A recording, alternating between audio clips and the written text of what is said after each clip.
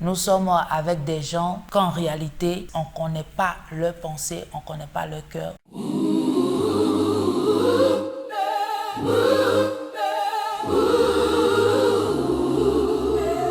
Chaque jour, nous sommes confrontés à choisir entre notre vie et notre foi. Nous sommes avec des gens qu'en réalité, on ne connaît pas leurs pensées, on ne connaît pas leur cœur. Mais pourtant, nous sommes avec eux, que ce soit au travail, que ce soit au quartier, que ce soit sur le net ou bien dans nos entourages, partout.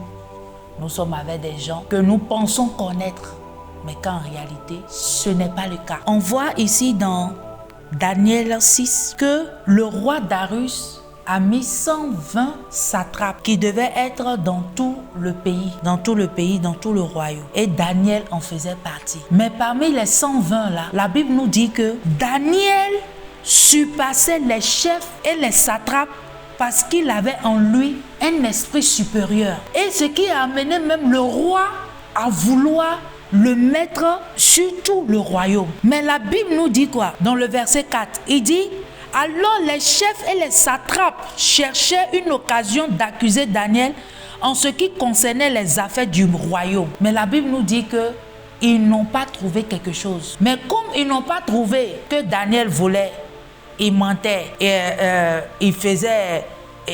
il ajoutait encore plus d'argent, il faisait plus de choses, ils n'ont pas trouvé toutes ces choses, ces petits trucs, ils n'ont rien trouvé qui pouvait l'accabler. Mais ici, la Bible nous dit ils disent que bon, si on n'arrive pas à l'attraper, au moins dans sa religion, on peut l'attraper. Donc la Bible nous dit qu'ils sont allés voir le roi et ils ont dit au roi, voilà telle chose. Dans le verset 6, il dit: puis ses chefs et ses satrapes se rendirent tumultueusement auprès du roi et lui parlaient ainsi: roi Darius, vis éternellement, tous les chefs du royaume, les intendants, les satrapes, les conseillers et les gouverneurs sont d'avis qu'il soit publié un édit royal avec une défense sévère, portant que quiconque dans l'espace de 30 jours adressera des prières à quelque dieu ou à quelques hommes, excepté à toi, ô roi, sera jeté dans la force au lion. Maintenant, ô roi, confirme la défense et écrit le décret.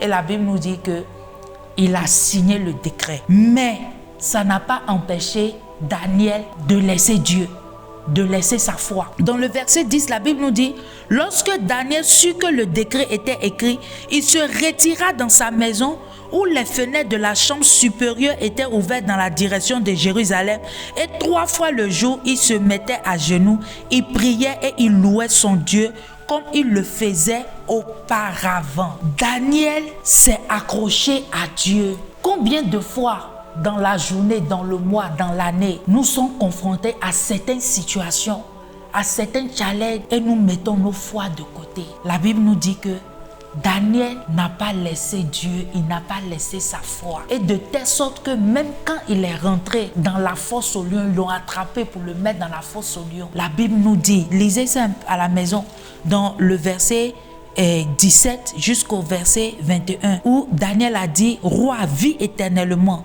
Mon Dieu a envoyé son ange et fermé la gueule du lion. Donc dans ce monde où tu te trouves actuellement, tu veux affronter les lions seul ou bien tu veux que Dieu affronte les lions là avec toi? Si tu veux que Dieu affronte les lions avec toi, il est important que tu ne te laisses pas guider par certaines choses. Ou bien tu veux juste plaire aux gens, plaire à Dieu. Il y a des gens qui veulent tellement plaire aux hommes qu'ils font des choses même qui n'ont pas lieu même d'être. Si tu plais à Dieu, c'est le plus important. Ne cherche pas à plaire à un homme. Cherche à plaire à Dieu. Parce que le dernier jour, tu ne diras pas que c'est celui ou bien c'est celle-là qui a dit ça. Non. Chacun sera devant son Créateur.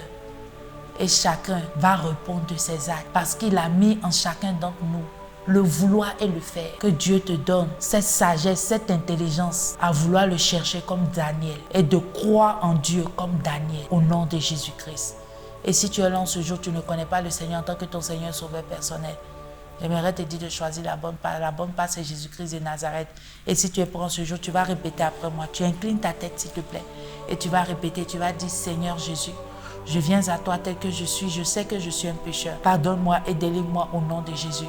Je t'accepte comme mon Seigneur sauveur personnel. Merci Seigneur de faire de moi une nouvelle créature. Et si tu as fait cette prière, sache que le Seigneur t'aime Il est là avec toi, il est avec toi. Et quelle que soit la force dans laquelle tu te retrouves actuellement, Dieu va fermer la bouche de ces lions et il te fera sortir. Au nom de Jésus, sois béni en ce jour. Bye bye.